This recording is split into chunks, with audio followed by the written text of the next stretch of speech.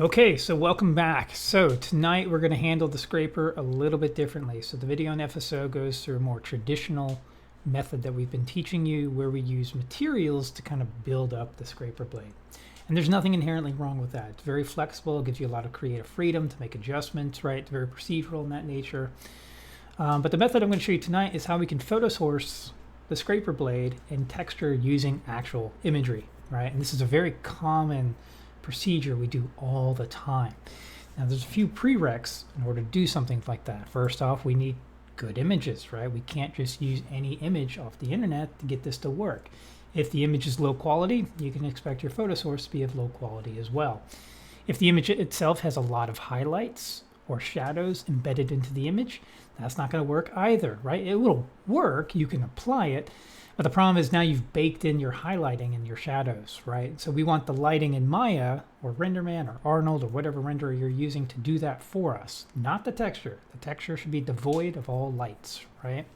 So something like this on the scraper handle is just not going to work, right? And you'll see this in a lot of different other shots too here. So like this angle, definitely not going to work, right? There's just too much one perspective, two reflections on it, right? You also need an image that's in focus, right? So whoever captured it needs to have it in focus. So down here, you can see the depth of field's kicking in on the top of the blade. So there's nothing really of use that I can use here, okay? So what we're going to do is we're going to take this image out. It doesn't really matter whether it's the top or the bottom. We're going to take this out and we're going to slap it right into UV space. Now there's some problems with that. And if you think about it critically, what's going to happen if I just apply color and nothing else, right? There's no roughness, there's no normal, there's nothing, right? No metallic, it's just raw color data. And so it's our job as artists to make this look photoreal, right? So we have to develop those channels as well. The materials kind of gave it to you for free, right? So with the pulley, or sorry, not the pulley, with the table or the book, you were like, okay, I want gold. It looks gold. It's got a nice shiny metal to it. If I wanted leather, it looks like leather. It has all the other material properties assigned to it, and you're just good to go. This won't be the case here, okay? So we'll kind of explore that. I do have the scraper blade here, right? And in all its glory. It's actually quite dark in person, and it is quite reflective, right? Surprisingly so. I have no idea what this blue tint is. This has been handed down through the VSD generations, all right? So it's been around longer than I have. I have the pulley somewhere here as well, actually right here. There's your pulley, all right? So get used to it. You're going to be staring at it quite a lot. It's actually quite small. Fits in the palm of my hand, and it is pretty heavy. This thing is like solid metal. I don't know if you can hear that. Here, I'll try it right here next to the mic. All right, solid, solid, solid. But let's get started. So when it comes to texturing the scraper, your UVs will now come into play. All right, so if you got feedback suggesting significant changes to your UVs, please take the time to do that now. All right, do not press forward if your UVs are not where they need to be. You're going to be shooting yourself in the foot. You're going to have a bad time, and you're going to really hate the project, right? And I really don't want you to hate the project. I want you to struggle a little, but I don't want you to hate it. So these are the UVs I'll be working with. This is my example. If you want to make yours look similar, by all means, they don't have to look like mine in order to work, as long as you adhere to all those rules that we kind of gave you in week 1, okay? Now, we are smoothing these meshes when we render, right? So when I hit 3, let me kind of zoom in here. So when I hit 3, you can see the subdivision that's occurring here. And that's good, right? I don't want to see any faceted edges when I'm rendering, right? Nothing breaks believability than seeing the actual geometry of your model. Now, what happens is it is going to smooth the UVs as well. This is something I need to consider, right? So if I'm texturing it in one mode, and then I bring it back in and then smooth the mesh afterwards, it will pull a little, right? And that could cause some problems. So what I'm going to do in this case is I'm going to pre-smooth it and then bring it out to Painter, okay?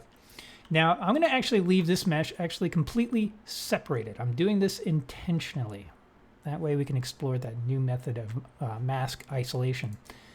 But we will name it. So I'm going to go ahead and call this scraper blade. And I'll just work my way down the list. Scraper ring, scraper bolt, You don't even have to name them all scraper, but if I leave it in the scene, it just makes it a bit easier.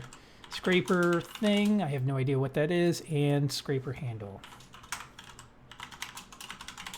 Perfect, right? We have everything ready to go. Now I do need to make sure they're all sharing the same texture set, so I'm gonna hit Shift T, assign a new material, and we'll just drop in our material. So I'll just call this scraper geo, or base, or material, whatever you like to call it. And now I'm going to go ahead and smooth the mesh. So the 3 key is actually subdividing the mesh 2 times. You can actually look in the attributes here if you're ever curious. I believe it's in the shape node. So if you look in the shape node, we have smooth mesh. If you hit the 3 key, see how that checkbox turns on? You can see it's actually set to 2 subdivisions. So if we want to match that, I'll select all of my geometry here. I'm going to hold Shift, right click, and smooth. Go to the options. So I've already kind of set this up, but if I reset my tool, division levels is set to 1. We'll change that to 2.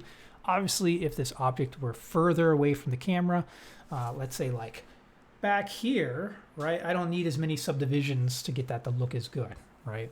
This is not the most efficient way to subdivide. This is straight up subdividing the mesh like ZBrush would.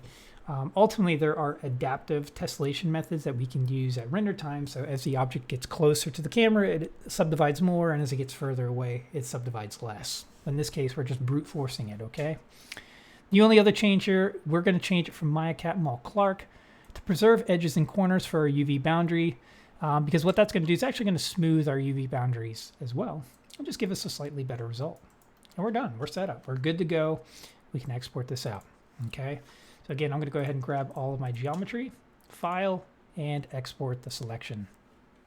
We'll do an FBX. I'll throw it on my desktop. I'll just create a new folder here. We'll call this scraper. You can put it in your project set. I do encourage that in that little painter directory we've made. And I'll save it out. Hopefully this has become second nature so far, right? This should be pretty straightforward. Now, again, make sure you do grab everything. It is common to see students kind of forget a piece. You know, sometimes these don't make it in. They're like just missing. So be sure to bring that into Painter with you, okay? All right, jumping in. File, new, select, not the book. Scraper Geo, kick up the resolution, 2K.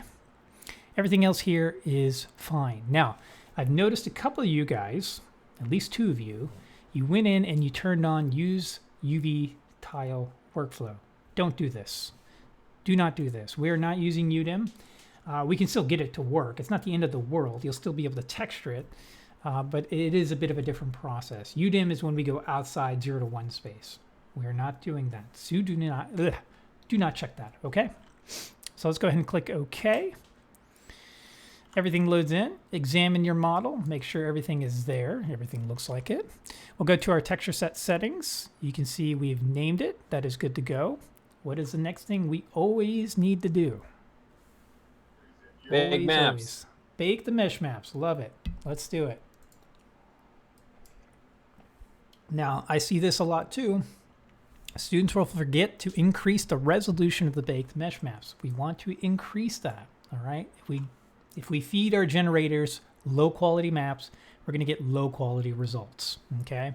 2K will be sufficient for this particular model. If you have the time, if you have the desire, you could kick it up higher. You can even turn on anti-aliasing down here and get it to sample even better. Turning these on will definitely take longer, all right? I'm just going to leave it at default. That'll be sufficient for this particular project. Now, it's not without faults, all right? So if we kind of examine this a little bit more closely, you can see when I cycle through my maps, my ambient occlusion is creating a little bit of an artifact here, right? And similar, my curvature is as well, right? Now, I could spend time cleaning that up if I really wanted to, but again, ultimately from this distance, it's fine, right? It's not a big deal.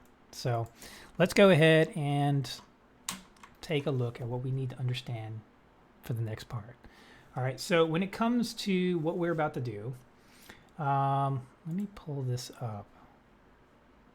Let me get my pure ref open. So we got this. I'm going to go ahead and put this on top. So let's see here. Mode always on top. Good. And we'll just kind of scale that down. So the idea here, we're going to texture this using the actual scraper blade, right? We're going to bring this texture in and we're just going to apply it. Now, fortunately, we can actually export all of this from PureRef. Any one of these images, we can export. So if you just select an image, in this case, I'm going to go with this one right here. I'm going to right click on this image and I'm going to take it out. So if we go to save, export, export selected images. If you want to bring out multiple, feel free, right? Not a big deal. I'll go ahead and put it in my scraper directory here. That's fine. And we'll give it a name. We'll call it scraper color. Okay. We'll bring that out. All right. We're effectively done with this. Well, you guys won't be, but I'm done with this. So, all right. So now let's go ahead and bring this in. So let me move this up real quick. There we are.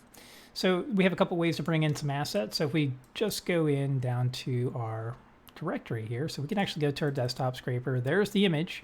I could drag and drop straight to the shelf, and that would work, right? Not a problem. We can get that prompt. In fact, you can bring in multiple textures this way if you wanted to. If you prefer the more traditional way, just click on this little icon right here, add the resource, takes you right to the directory, click open, and let's define it. So this is a texture. So we're just going to call this scraper. We're going to define it as such, a texture, right? This is not an alpha. This is not a lookup table. This is not an environment. This is definitely a texture. This is basically where it's going to get filtered, right? I'm going to go ahead and import to our project. So I don't want to do current session. I don't want to do shelf. I want to do project, right? This way we have access to this at a later date, okay? So if you open up Painter, say tomorrow or the day after, the file will still be appended. You can use it or change it or do whatever you need, okay? Click import. And if we look at our project, there it is.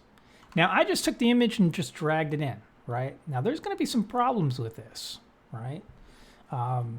For some that are a little bit more savvy, you might realize this image is not square. So if I apply this, it's going to become square. It's going to stretch it and make it square.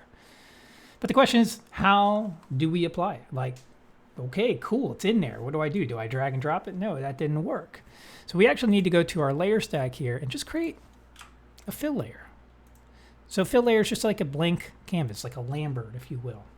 And if I take this material, or this texture, I should say, not a material, this is definitely just a texture, and plug it into my base color, look what I get. Looks terrible. Wonderful. So how is this being applied? So if you look closely, you can kind of see the image just kind of being squashed. Well, you see how it's become, yeah, it has been squashed, but it's square now. So that is a problem, right? So that aspect ratio is completely not good, right? And you could just eyeball it and start to scale it in like this, and that would be sufficient. That could work just fine, right? But I want to be a little bit more precise with this, right? Now, the cool thing is because we applied it to a fill layer, we're not painting it. I can still move it and manipulate it. I can rotate it. And ultimately what we're going to do is we're going to try to get this in the exact position that we need it to be in, right? And if I kind of look at this, oh, I've got it applied to the wrong one for the front side. This is the front side up here. You can already see how this is going to start to work, right? Now I'm just looking at the base color. This is the actual material. So here's some of the drawbacks, right? I'm starting to get some really cool texture, but there's no other information here. It's completely devoid of height, roughness, and metallic. And that's a problem, right? And we got another problem. It's being applied across the entire handle, right? So we need to figure out how we're going to handle this situation. So first off, let's just go ahead and call this scraper, or we can just call it blade front, right? Let's just realize what we're going to texture here, right? I could go ahead and group this for organization. We'll call this blade group. And let's just mask it, right? Clearly, we don't need it applied to the whole thing. Now we have a couple options here. We can do the geometric masking, where we click on this little icon right here, and we select what we want it applied to, right? So if I just want it to the blade, I can deselect everything else, and there we go, right? And now it's applied to just the blade. Now this is beneficial because now with that geometric masking, what I can do is I can actually isolate my object. Right, so if I want to work just on the blade, I can do that, okay? You don't have to if you prefer the traditional masking method. By all means, use the traditional masking method. In fact, I think the traditional masking method would be in my favor here, right? But you know what? I'm going to have the blade group with the geometric mask, and then I'm going to put a mask on this right here, on the actual blade front. So what I'll do is grab a UV chunk and just single click on the front, and that way it's no longer impacting the back. All right, so we've isolated where we want this texture. Now, I do want to kind of clean up, so let me go ahead and bring this out of the group just for a second. So I kind of skipped a step, I apologize. So the aspect ratio is still not quite there, right? You can, again, eyeball it and get it pretty close, but we can actually type in the dimensions here. So if we look at this, if I go to my desktop scraper and I look at the properties of this particular file, and we look at the details, you can see here's the resolution. So it's 2000 by 5000 pixels, pretty large. The real reason why the file size is so large is I gave you a 32-bit image. You're welcome. But what I'm going to do is I'm going to adjust my UV scale, right? We're actually going to input this information, the width and the height, right? And we're going to put it into the U and the V scale, okay? So let's go ahead and do that. So we're going to start with the height, which would be U, and I'm going to type it in 5290, 5290, and when I hit return, you can see it caps at 128. Darn it. All right, so close yet so far away. So instead of actually typing the whole integer here, 5290, I'm going to type it in decimal format, 5.29. Hit return. Okay, almost there. Now let's go ahead and put in the width, 2.274. 2.274. And now you can see my aspect ratio is correct. The blade looks good. Now it is tiling, not necessarily a bad thing. I could turn off repeat to none, right? And now if I hold shift while dragging on the corner, this will maintain the aspect ratio. This will allow me to get this to match even better. But ultimately, getting it to line up perfectly in the blade, you will push and pull a little bit. So let me go ahead and bring this back into the group. All right, so it's going to mask itself to the blade. I'll re-enable my mask so it's only to the front of the blade, and we're going to go ahead and just rotate this into position. So we'll need to make this larger. And this is a pretty large image, so you do have some headroom. Now, I don't want to scale it so large where I'm just kind of cheating it. I mean, it'll work, right? But I want to try to get as much of this information in there as possible. There's some really cool edge detail if I scale this down just right, right? Look at all this little nice detail right there, right? All of this nice detail. I want to try and get that as close as possible. Now, again, you're not going to get this perfect, and that's okay, right? I anticipate that. But you can see I can just kind of tweak this ever so slightly and get it just the way I want it. And that feels pretty good. That feels really good, actually. Now, it's not without faults. If we look closely, you can see some issues on the edge, right? And back here, we still see the handle. And if I look back in my 2D view, you can see it's starting to come to, right? I'm getting a lot of texture information, but now I have to handle these areas, right? Like, what the heck? How do I deal with that? So fortunately, Painter does have a clone tool, a clone stamp. So if you're familiar with Photoshop, it's the exact same feature, right? We can go in and just kind of duplicate a small area and just eliminate this problem. Now, it's not too hard to use, but it does require a little bit of knowledge, right? So this is the one time where the paint layer will become extremely effective on an actual material. So if I right-click on the actual material and add a paint layer, so again, I'm not painting on the mask, I'm painting on the material. So now I can actually paint on it, right? But I don't want to paint white, and I don't want to paint the blade. I want to clone it. So if I bring out my clone tool, it's active, right? And the way we kind of sample is you kind of press V to sample the region you want to sample. But if I start painting, nothing happens, right? You're like, what the heck? Could this be any worse? We need to make one additional change. I need to change it from normal to pass through. And so what this means is that it's going to pass down the information from the layer down into the paint layer for the clone stamp to work. Think of it like seeing through the layer stack, right? And so now, if I clone it, I can actually paint it. So let's say I want to paint in that paint right there, right? See how it's kind of just sampling that region? Cool. Now, if I go back into my 2D view, scale my brush down. Now, I don't want to paint with a super soft brush, but a little bit of feathering is a good idea. Let's go ahead and sample this. So I'm hitting V, left clicking, and now I can just paint this in. Now, I have to be careful. See how it's stretching on the edge?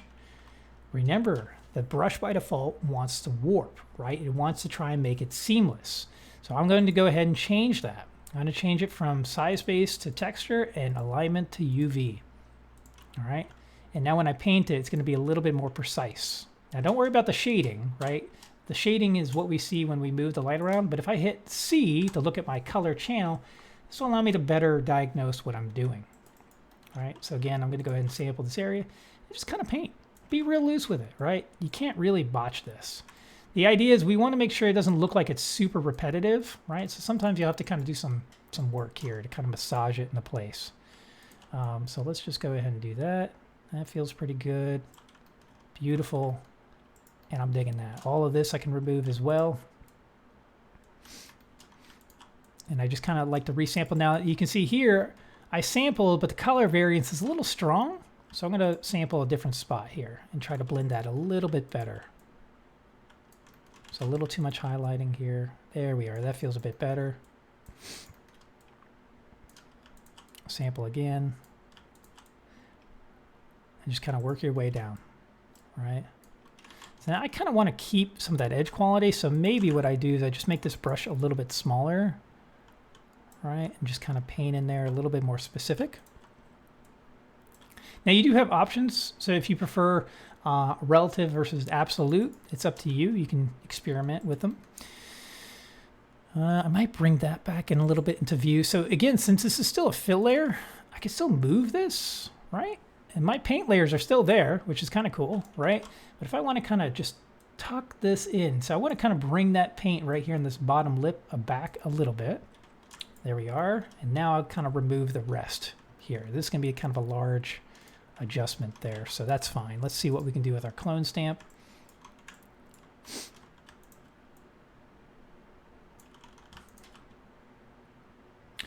Yes, so we're going to lose some of that edge quality, but we can also bring this back, right? This is still just a material or a texture we can modify, right? So we're never locked in. So one of those details we do try to create that little hard edge or that little darker edge. But right now, it's not our concern, right? And then again, over here, we can remove all of this. I'm hitting V again, just kind of paint this out. This area I could be real loose with because we're not going to really necessarily see that area, but it is something I just want to make sure I remove. And now if we look back in our 3D view, take a look at what we've created. Now again, if I look at my material view and move my light around, it's not looking so hot, right? It's not looking so hot. So what we need to do is get a little bit more creative with how we're going to start defining these other channels, right? So again, all we've defined, in this case, really is color. So I had height, roughness, metal, and normal turned on, but these are all uniform, so there's really no result there. So I can effectively turn those off. They're default, right? So let's start with height. How are we going to modify the height? Now, check this out. When I create a fill layer, I can connect anything I want into the height channel. I can connect in a material, right? So if I plug in some, I don't know, concrete dusty into the height, I get some height information. Cool, okay. Not quite what I want, right? Doesn't quite follow the texture. I could also plug in the scraper, right? And if I plug that into the height, you can actually see what that's doing. That's the handle. That's that little case. It's a lens case in the background. And so the idea here is I want to take this texture and use that to drive my height. But we've already kind of spent time painting all this, right? We've corrected it. I want to reuse this information. So this is where an anchor system comes into play, a really powerful feature in Painter. Think of painting or an anchor system as a way of snapshotting, like screenshotting what you have and then reusing it however you see fit. All right. So what I'm going to do is I'm going to go ahead and create an anchor. I'm going to add that, and now it's stored. So again, if you right-click on the material and we add an anchor point, that's all it's going to do. All right. So let's call this blade front. That's fine. I'm not even going to change it. I'm just going to leave it just like that. All right. So now we've captured color, right? We've captured whatever this layer has to offer. In this case, it's only color, right? But it's capturing the paint adjustments. It's capturing the material itself. Now I can reuse this in creative ways. So if I wanted to, I can take this height channel and connect my anchor into it. Let's try it out. Let's see what happens. So it's connected, right? So the height is being driven by the anchor blade front, and it's referencing the height channel. There is no height channel to reference. If I look back, there's only color. So what I want to do is change this reference channel from height to color. And immediately I get a result. Take a look at what's happening. Now the roughness looks terrible, right? Don't worry about that. But if you look at this, you can see I'm actually pulling height based off value. So what does Painter see here? I'll show you, right? Don't worry about what I'm doing right here. I'm just going to show you what this is actually looking like to Painter. It's actually looking at what we call a luminance, right? The RGB value, but grayscale, okay? And so areas that are white in a height map, raise up. Areas that are black, stay down, right? So these areas over here are going to raise up really high, right? The little paint flakes, perfect. That's exactly what we want, right? And so when I turn this on, let me turn the mask off. So when I turn this on, these little white flakes raise up the most. Now it's pretty busy, but it is working, right? And every anchor system, let me go ahead and remove this, remove the mask. Every anchor system comes with the built-in levels, and I can adjust these, right? So remember, if I want to increase contrast, I can start to bring my black and white points together. That doesn't look good though. It's clipping my range. I don't want to clip my range. I want to keep as much of that as possible. If I want to reduce contrast, I can bring my lift and my gain together, right? Not my black, my white points, my lift and my gain. And so now I've made that a lot more subtle. And if I move my line around, you can see this is working out really well. Now some areas are kind of pushing out where I might want them to push in, right? If I kind of look at this, that blue tinted area, that's kind of pushing out. And actually it should recess in slightly, right? And I'll show you a way we can do that. But this is a good first pass, right? This is a great first pass. Now we can do the same for the roughness. So if I say, we'll call this height, we'll create another fill layer. Could you do it on the same fill layer, right? Yes, technically you can enable roughness here and drive that channel as well, but I think sometimes it makes more sense to do this. So we're going to disable every channel. So if you hold Option and left click on the channel, you'll disable every channel but one, and now we can modify the roughness. So again, what I'm going to do is I'm going to plug in my anchor blade front. So I'm reusing the information again for a second time. Now again, it just assumes you probably want to reference a roughness channel, which if we go back, there is none, but I will use the color to drive the roughness. So we're going to go back up, reference base color, and now let's take a look at what's going on. It's working. It's there, but it's very wet. So if we look at the roughness channel, you can already see what this kind of did. So before we had nothing, right? And now we have something. So where it's black, it's going to look wet. Where it's white, it's going to look matte. So in fact, I want to kind of invert this. So if I go back to my levels, again, invert. And now let's take a look at what we have. Immediately, I'm starting to get a result. Right? I'm getting a little bit more highlights in there. So again, if I just look at my roughness, maybe I want to push that a bit further. So I can start to play with my black and white points. Right? I can play with my lift and my gain to kind of clip my overall range here. So maybe I want a little bit of reflectivity. And there we are. So now the blue is a lot more reflective. Without it, everything is reflective. With it, now I'm controlling it. Now the rust itself is very dry. Do you see where we're going with this? Right? Just how powerful this method is. We've textured the entire front of the blade like that. Could you have done this for the book? Yeah, you could have. But again, what you see is what you get, right? WYSIWYG. I don't know if you've ever heard of that acronym. You're kind of locked in, right? Because it's a photo, that's what I get, right? Unless I'm going to go in and photo manipulate this to get it done, there's not much else I'm going to get out of this, right? Now I could try to push this further. So let's say, for instance, I want the paint. So remember how I was talking about this blue tint? I actually want that to kind of push down. We can do that, right? But you have to get a little bit more creative with how we're doing that. So let's create it. We'll call this blue tint height adjust. Okay. So we know it's going to be height only, and we want to push it down, but we have to isolate it via mask. So we're going to create a black mask. We're going to add that fill layer again, and we're going to connect in the anchor for a third time. We can just do this as much as we want, right? Connect it in. Let's take a look at the mask. So areas that are white are now being affected, right? So let's start clipping it out. Notice, by the way, did anybody just catch on what I just did here?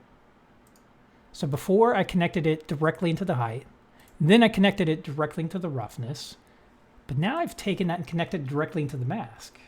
It's pretty flexible, right? So I can connect it to whatever I want, whenever I want. As long as the anchor is being called above where it was created, it'll work, all right? So now if I look at this mask, what I want to do is make sure I isolate this to just basically black and white.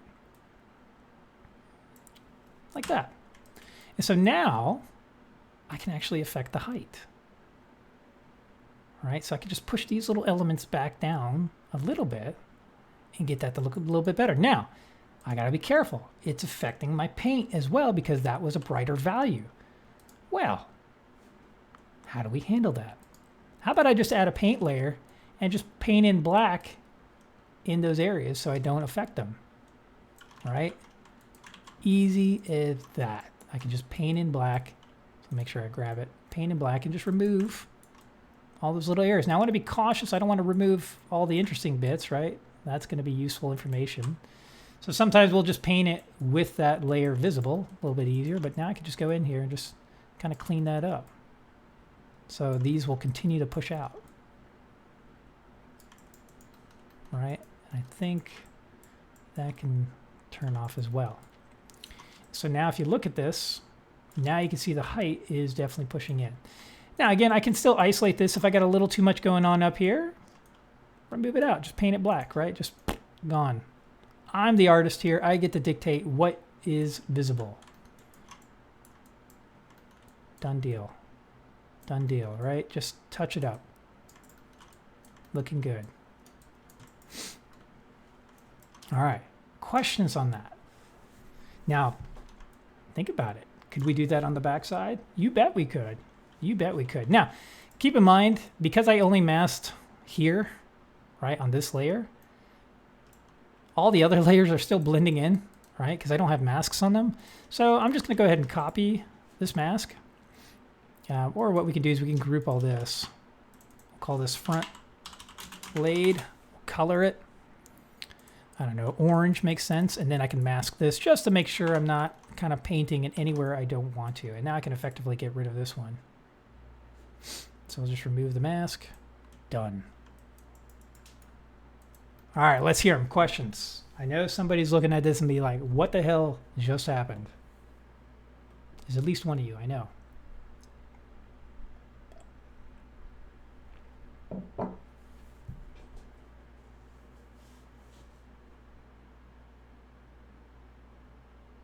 Where everyone got it first try? It looks rusty compared to the reference. What? It is a reference.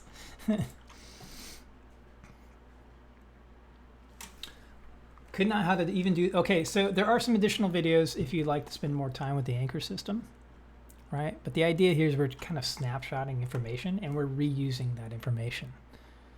But here's the cool thing, right? Because this is just color data, I can modify this, right? So the blade is pretty dark. So how do I make this darker? Well, I can add a filter to this as well. And I can do something like an HSL. And I can start to manipulate this data. So if I want it to be a little bit darker, if I want to crank up the saturation or desaturate it further, or just straight up change the hue because I'm weird, we can do that, right? It's a very, very flexible thing to do.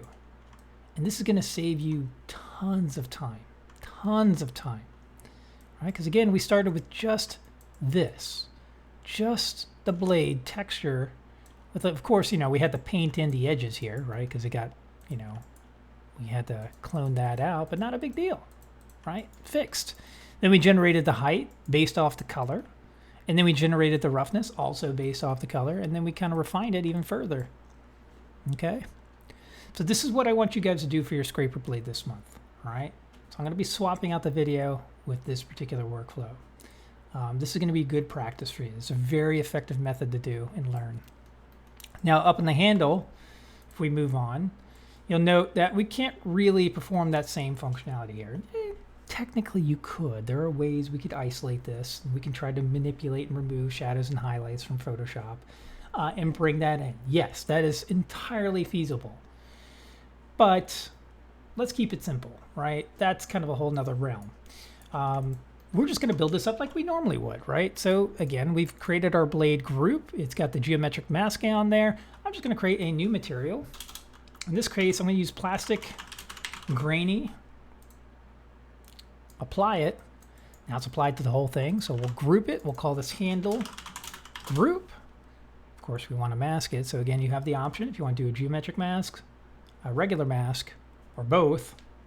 Up to you. I'm just going to go ahead and, you know what, I'll do the geometric mask again. So I'm going to select everything but, I'm going to deselect everything but the handle. And then if I click back on the material, that is now isolated. Now there are some pieces here. Actually, it did a good job. That's all part of the handle. So this works out in my favor. So if you do the UV chunk method and you just grab the handle, oftentimes students forget the inside parts of the handle, right? This would be applied. Now, if we look at this, this looks terrible, right? Like, what is our instructor doing? This looks terrible, awful. We're going to modify this, right?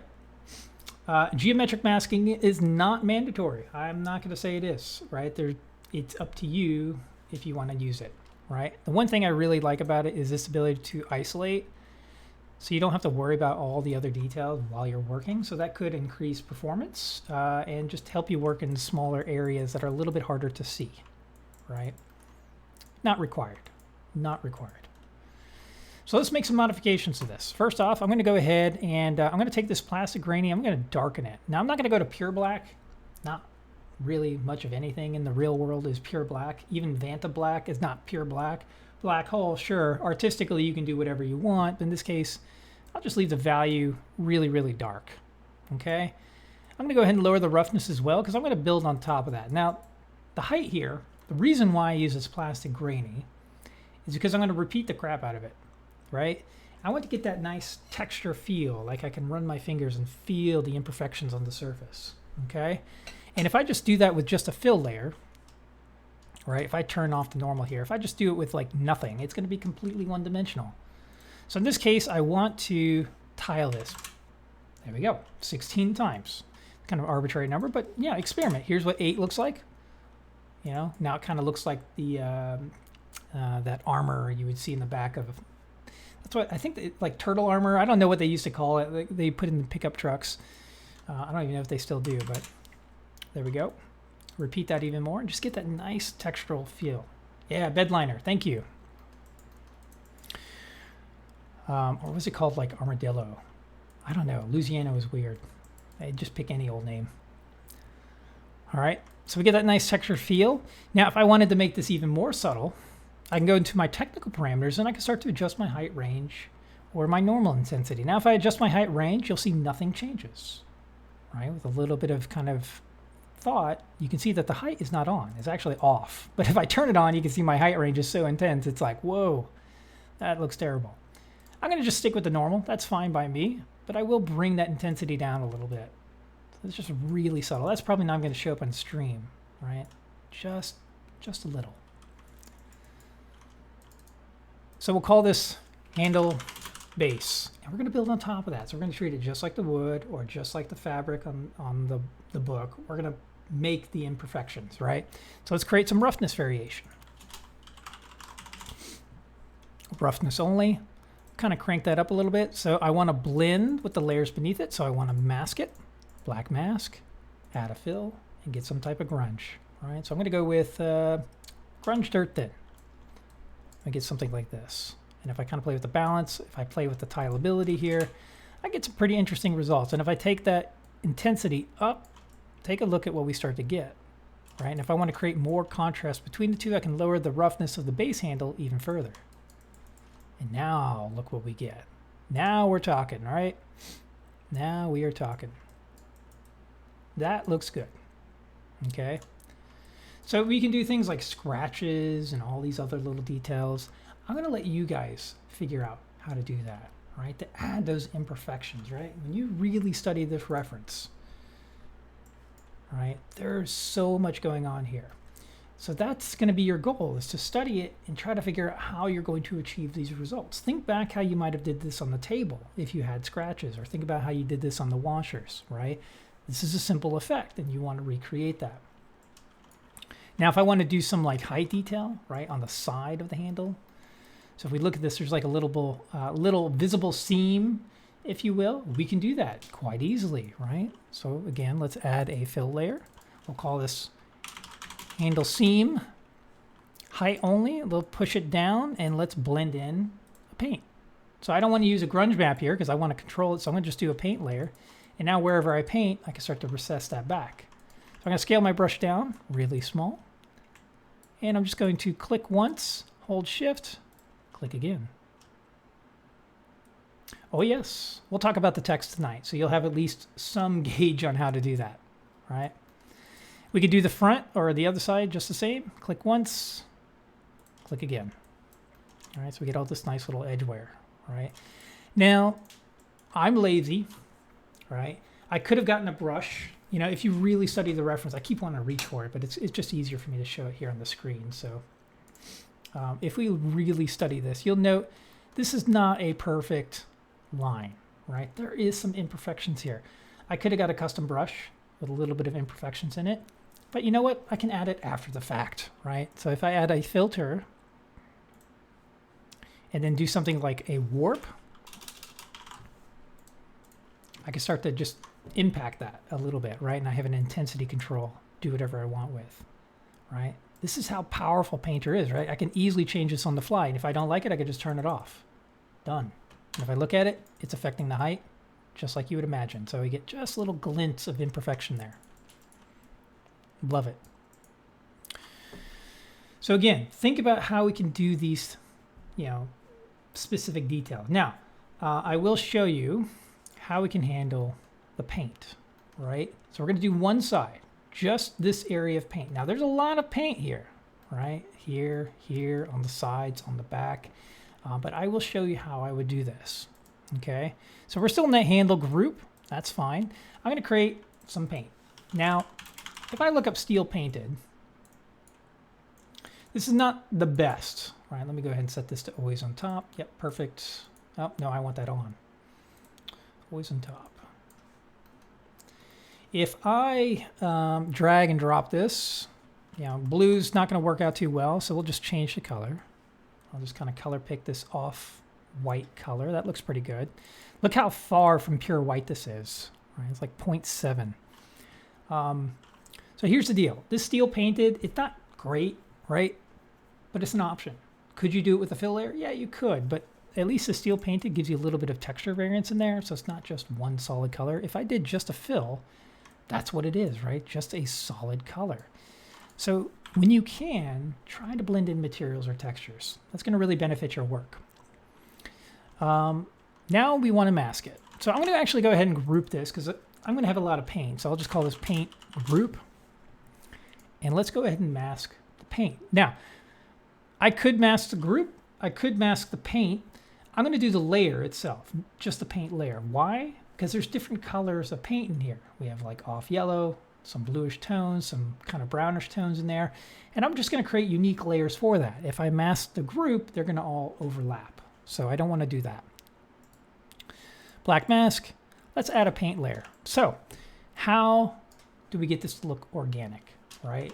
So we have alphas in here, and some of them are okay, right? If you go in, you kind of look around, you're like, cool, that looks pretty nice. I can stamp a couple of those in there. But we have a problem, the repetition, right? And I'm like, well, great. I can only use that once, right? And you're like, cool. Well, what if I do something like size, flow, angle, and positional jitter? So it kind of stamps something a little bit different. But maybe if I just kind of click it a couple times, no one will know. We're pretty good at recognizing patterns. Let's be honest. You can tell immediately that those are identical, right? They're a little different. Now, you could swap out the brush, stamp that in there, find another one, stamp that in there, right? And you can get some organic features this way. This, to me, is kind of time-consuming, right? It's good, but time-consuming. I'm going to show you another way. So instead of using an alpha, so I'm going to swap out my brush back to my basic hard brush. instead of like just painting it in with an alpha, I don't want to use a fill either, right? Because if I use a fill layer, I'll show you what's going to happen. If I get some type of grunge here and I apply that, it's just going to be too reckless, right? I'm going to end up spending more time painting it away than keeping it. So that's off the table as well. But let me show you what I want to do. I'll add that paint layer back, and I'm going to use something called a stencil. So a stencil works just like you would imagine it to. So if we go down to our list here, we have just under our alpha settings. So if you actually click on this icon right here, it'll take you to the stencil. I can plug a texture into this, right? So if I plug in this, I can now paint where that stencil sits. I can move the stencil around, I can zoom in and out, I can rotate it. And now if you think about it, I have a brush with infinite possibilities, right? Because I can paint in any number of areas. Now, the stencil and the image we use is important. This one, not so great. Why? It's kind of binary, right? What I mean by that, it's either paint or it's not. I want a little bit more range in my texture. So let's remove that. There's one here that works really, really well. Way too well, right? I'm going to take this Grunge Stains Hollow, plug that into my stencil. The way we manipulate it, if you hold S, you'll get all your stencil hotkeys in the lower left. You can't see them right now. So S, middle mouse drag, move it. S, right click drag up and down, we'll zoom. S, left click drag up and down, we'll rotate. Where you paint, right, where it's white will allow you to paint. And we get something like that. Now, not without problems. You can kind of see the edge of my brush, right? I want to try and avoid that. I want it to look seamless. So we do have stencil controls. We can control the balance, right? And we can control the contrast. Now, I don't want to crank it, because if I crank it, it'll kind of eliminate that edge problem, but now I got a new problem. It's binary again, right? So here's the difference between that. Low contrast with a decent balance. See the visual difference? See the one on the left looking way better than the one on the right? That's why I like this, right? All this range in there is going to make your texture work look that much better, right? And it just feels more natural. So that's what we're going to do, right? We're going to find kind of a good middle ground of contrast and a good middle ground of balance. We're just going to paint what we want. So I'll just zoom out and we'll just paint this in. Now, I want to preface this. Be careful. If I paint at an extreme angle like this, right, everything's going to look okay until you move the camera and it just goes to hell, right? It's a camera projection. So if the object has an angle and the camera projects, it's going to shear, right? So we just have to make sure we're angling our stencil correctly. So try not to paint right on the edge. All right, let's paint this in. So just kind of be real loose with this, just paint it in. And again, if I overdo it, I can always remove, right? It's just a paint layer. So if I want to remove the stencil, I can do that. I can, either grab my eraser tool and I can just remove some of that excess if I'm not happy with it, right? Just remove some of that and done deal. All right, looks pretty good. I get some paint on there and I can still modify the material. If I want it to be drier, if I want it to be wetter, if I want to turn the height off so it's flush with the surface, or if I want to change the color, I can do that, right? It's just a material, right? But the mask and the stencil are controlling how we get to see it. And again, I can take this further, right? So if I want to put that stencil back in, and I can just kind of stamp in different areas, right? So let's do like down here. So let's make sure I'm kind of seeing what I'm doing, right? I'm being real loose with this, right? Get something right there. Kind of paint that in there. We get something like this, right? Now you can see I've got some projection issues, so I might have to go back and touch that up, erase it out, or just do it again, right? Get a better angle when you're projecting this. I'm going to take my contrast up a little bit to drop that lower range so I don't see my brush strokes as easily. Just kind of paint that in. All right, and I can take some of these little splotches in there. That looks cool. Move this guy, scale him down. Kind of paint that in, right? And this is all what it is, right? And so now if I remove that stencil, and I want to kind of clean this up, just grab your eraser tool and just touch it up. And this is how we can start adding paint. Can't we clown? What do you mean clown? Make it up as you go? No, this one we want you to try to get as accurate to the reference as possible. So we're challenging you in a different way. Now, when you get to the wall and the final project, you'll have full creative reign. So I don't want you guys making up unique materials for the handle, okay, or the blade. Oh, clone. Yes, you could clone. Absolutely. Absolutely. So honestly, any tool, any method you want to use, fair game, right? If it looks good, it looks good. And I'm not going to question that. If you hand painted the whole damn thing and it looks amazing, more power to you. Now, I might try to urge you to use some of these more efficient methods, right, to kind of open up your tool belt a little bit. But who am I to judge if you can produce amazing results with your techniques? All right. So again, as long as it looks good, I'm satisfied. All right. All right. We're almost done. So we've got the paint in there. Obviously, we can duplicate this a couple times. We can change up the color. We can stencil in some different variants in there and go from there. But I want to get the text in there. So if we kind of look at this again, if you look really close, you can see there's a logo. There is a logo, right? So again, we're lazy, right? I don't want to do more work. How can we do this? So if we read it, it actually says hide, H-Y-D-E. Now it's a little hard to see the E, but it's there, I promise, right? And we can definitely see it like on the actual handle, right? It's because we can actually just move it around and see it. So that being said, this kind of opens up another idea. Oftentimes, if you're working with a company or a client or a studio, you won't remake the brand, right? You're not going to go say, Samsung, you know what? Your logo is great and all, but I'm going to redo that for you. I'm going to use a different font, different style. No way, right? So that stuff is usually provided. But in this case, we got to search for it, right? So we're going to go to good old Google. And I'm just going to search for hide logo. And look what comes up. If I go to images here, hey, the first thing that came up was that. Now, let's take a look at this. This is 600 by 181. That's kind of low resolution. I need something a little bit bigger, right? But that's the logo, right?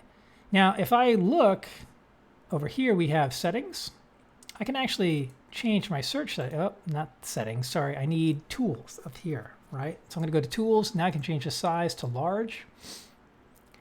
And Amazon, of all things, just happened to give us a really large image. Thank you, Amazon, saving me a little bit of work, right? Now, I want to use this as a mask. This is going to have problems. Now, again, if I click on it, it's going to, I don't know, it's just going to take me to the page. And now my Amazon queue is completely screwed up because it's going to think I want, tons of hardware. So if I right click on this image and open image in new tab, it'll just open up just the image, which is useful. And then I'm just going to go ahead and copy this, copy the image, because we're going to take this into Photoshop, because I can't just bring this into Painter, because anything that's white, if I put this in the mask, it's going to be a problem. And this is not pure black, so we need to make some adjustments. Okay? And while that's loading, questions. Let's hear them. What you got?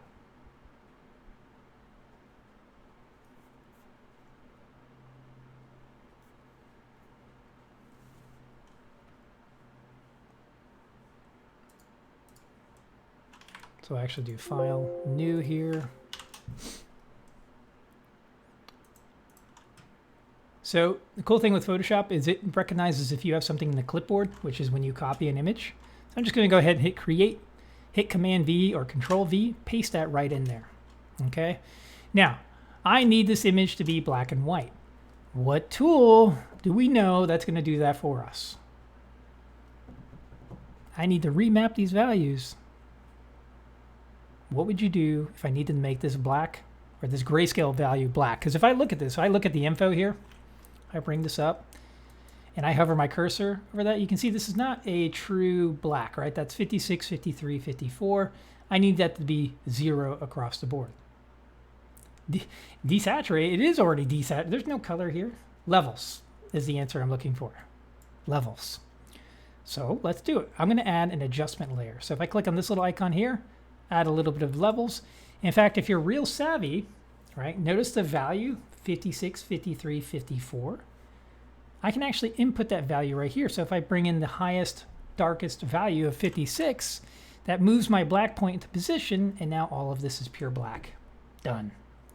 All right, and if I want to make my whites pure white, I can do the same thing just to ensure that it's clean. Easy.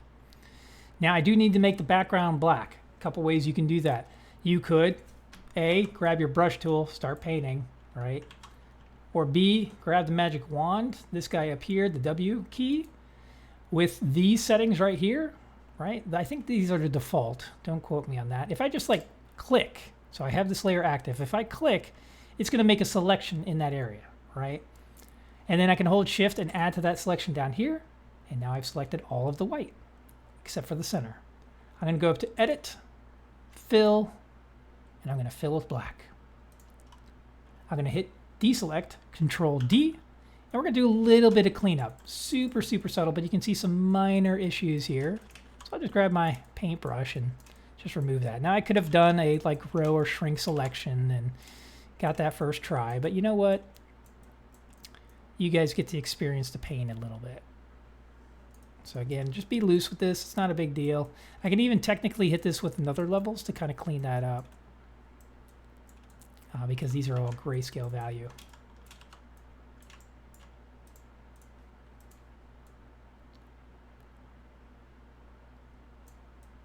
Get that all removed right there. You can't even see it on your screen, but there we are. We have our hide logo. All right. And another benefit of Amazon is that the image itself is square. So if I go to my image size, you can see it is, if I look at the pixels here, not percent. So it's 1758 by 1758. So remember how the blade got squashed? So if you bring in a non-square hide logo, you're going to have to correct that. All right. Mine here, I won't, fortunately. So we'll go ahead and save this out. Desktop, scraper, and let's save it as a PNG. We'll call this logo alpha. Click OK, and we're done. Okay. Minimize, minimize, and let's bring that in. Add resource, hide logo. This will be an alpha, not a texture. Technically, you could do a texture and it would still work, but this makes the most sense. Call that logo, and we'll do it into our project. Please put it in your project. This way, when I open up your file, I can see what you're working with, right? This will help me diagnose any problems. So the question is, what now? We've got the logo in here. What are we going to do with it? All right, so we're going to treat this just like that fill layer from the bottom, right? How we started the blade itself, right? How we handled this area. I'm going to use this logo. So within the handle group, you know what? I'm going to go down to my handle base. I'm just going to create a layer right above it. I'm going to call this, I'm going to just modify the height. We'll call this hide logo. Okay. And I want a mask to drive it. So I'll create a black mask, add a fill, and I'm just going to drive that into the grayscale. Just drag and drop it, like so. Now, it is applied to the whole screen here in UV space, so I need to kind of position this where I need it, right? So we're going to go ahead and scale this down by holding Shift and position this right where I want it. Now it is repeating, so we'll turn repeat to off, set that to none, and now I can isolate this and get it exactly where I want it. And because it's a 2D layer, right, it's a fill layer, I can continuously move this until I'm satisfied. If I paint it, which you can, there's nothing wrong with that, you're kind of locked in, right? So I'm going to make this a bit more subtle, raise that height, just make it really, really soft. Now, if you're really paying attention, look at this detail right here, where the lettering is interacting with the paint. How can we do that efficiently? Now I could go up here to my actual paint layer and I can start to erase information, right? And that will work, but again, very time consuming. It doesn't look very organic either. I want something a bit more procedural to do this, and I'm going to show you how. All right, this is a real creative solution to a complex problem. So I need some information to work with. I'm going to anchor this hide logo and use it again. So I'm going to add an anchor point right above it. So I've created an anchor, I've snapshotted this information, and I'm going to bring it up to my paint group. So I want to mask the group now, right? Because what's going to happen is you're going to have multiple paint layers in here, and I want it to affect all of the paint, right? Not just the white paint, but I need to affect the blue paint, the yellow paint, and so on. So let's create a black mask on this guy. So all of the paint is gone, right? Because the group kind of oversees the contents of the group. I'm going to add a fill layer, and I'm going to take that anchor and bring it back up. Grayscale, anchor points, hide logo, and load that in. So what it's done, it's propagated that hide logo into this mask. And so what we get is the paint is only showing up here. Not quite right, but it's a start. Now remember, every anchor point comes with a built-in level. So what if I inverted this? That's what that looks like. And if I look at the mask, this is kind of what I'm doing right here, right? So I don't want to invert this just yet. All right, we're going to make some modifications here. Now this is going to get a little advanced, right? So we're going to call this hide anchor call. We're going to run a couple filters. We're going to turn this into basically a stroke outline. Now, could we have done that in Photoshop? Yes, absolutely, right? But getting it to line up can sometimes be a challenge. There's different ways to do that. Not wrong, however you want to handle it. I'm going to add a filter, and I'm going to blur it. I want to blur it because I need to create some grayscale value here, right? So it's going to go from white to grayscale to black. All right, that's all I'm trying to do. Next, I'm going to use a filter designed to remap grayscale value and quickly change it to something else. So similar to a levels tool, but it targets specific areas. So let me show you. I'll add a filter. I'm going to use something called gradient. Load that in, and by default, not quite what I want it to do. It did something, but here's what I want to do. I want to leave black as black. I want to leave white. Actually, I don't want to leave it alone. I want to actually change white to black. And now I'm left with the grayscale. I can make that white. So let me repeat that because you're like, what just happened? So if I load in that gradient, again, this allows me to recolor specific ranges. So anything in the shadows can be remapped. I'm going to leave that alone. Anything in the highlights, I'm going to make black. Anything that's grayscale, I'm going to make white. And I get a stroke outline. Right? Now you can see it's impure. If you look closely, my blacks are no longer pure black. So I'll just hit it with the levels and clean it up. This will also allow me to kind of manipulate this data. So if I want to clip it and plateau it and make it a little bit flat, we can do that. Now, let's take a look at what we get. Now we're getting paint just in the line. So before we started here, the hide logo, right? Paint shows up. We blurred it, gradient, levels, and now if we invert, take a look at what we get. Now if I look at my color channel, you can see it a bit more clear. I've created a mask that's being driven by the hide logo. Want to know what makes this great?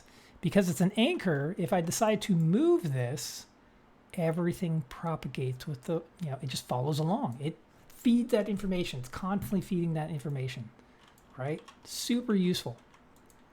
And it's procedural. So if I want to kind of take this even further, let's say I want to kind of add some imperfections to this. Absolutely. Let's do a warp. Make it as complex as you want. Now our paint, see how it's kind of breaking up some of that edge quality? Awesome. Let's add in another texture. Let's get some type of grunge and just blend this in. Who knows, right? Experiment. So if I blend this in, this is what I'm getting. I need to add this to the result. So if I do a linear dodge, crank up my contrast, play with my balance, take a look at what I can start to get. So now I have a way to kind of blend this even further because I'm blending in a map, right?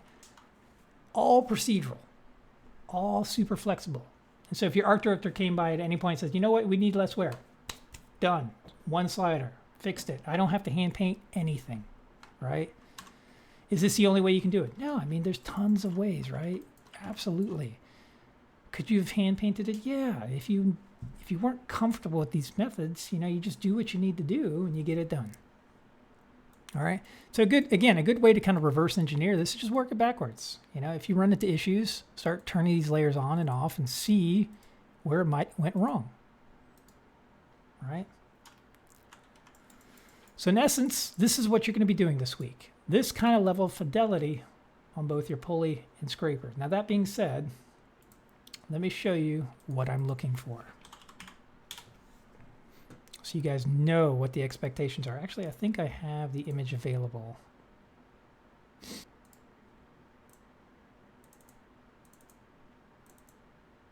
No.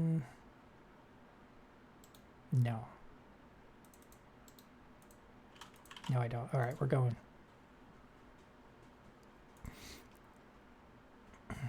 Any questions while I'm loading up FSO?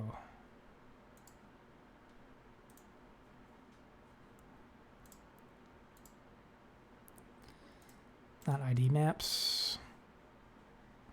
So when you look at the bottom here, these landmark details, this is what you're going to be graded on, right? So if we open this up, I'm going to be looking for both the front and the back side of the scraper, right? Even though we don't see it, I'm holding you guys responsible. I really want to challenge you guys to reiterate on what you've learned. You have this patent number on one side, you have the hide logo on the other. Both sides of the blade are different, right? Think about how you can tackle that. We have the top of the handle, which has a little bit of edge wear and this rust in it. We have the little bolt down here at the bottom with the rust and metal integration and all of the paint.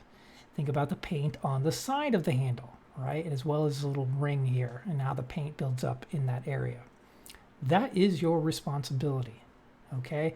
That level of fidelity. Now, again, I'm not looking for pixel perfect. Let me be clear. It doesn't have to match precisely. If you get it within a reasonable range and you showcase that you understand, you'll be just fine, all right? Any questions?